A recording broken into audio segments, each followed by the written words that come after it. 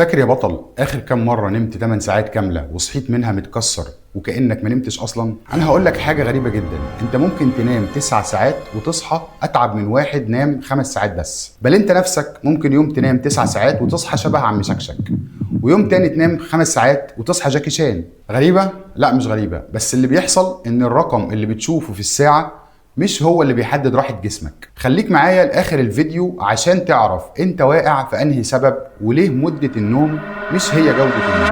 في فرق كبير جدا بين انك تقعد 8 ساعات في السرير وانك تاخد 8 ساعات نوم مفيد.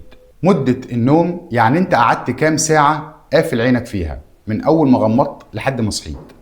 اما جودة النوم يعني هل جسمك فعلا دخل في مراحل النوم العميق اللي بيرمم فيها نفسه، ولا كنت نايم على السطح بس؟ تخيل كده عندك تلاجة مليانة أكل بس التلاجة مكسورة ومش بتبرد، الأكل هيبوظ ويفسد حتى لو التلاجة مليانة على آخرها. المشكلة إن التبريد بيسرب من الكسر.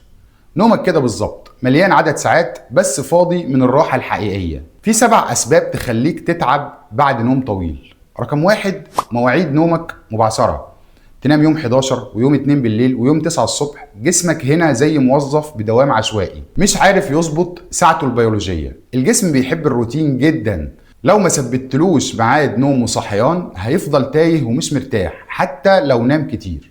2، النوم المتقطع من غير ما تحس. بتصحى ثواني في نص الليل من صوت خفيف او من غير سبب وترجع تنام فورا وتنسى الصبح انك صحيت اصلا، بس جسمك منسيش.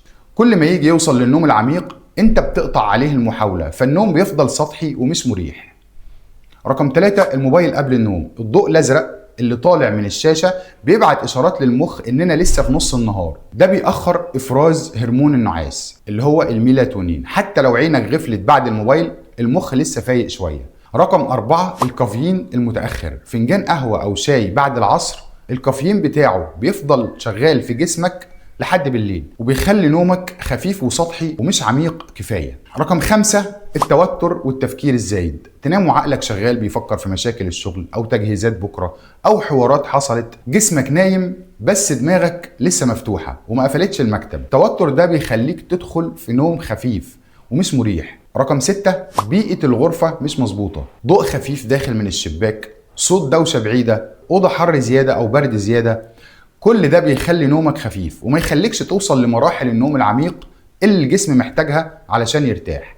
رقم 7، قلة الحركة طول اليوم.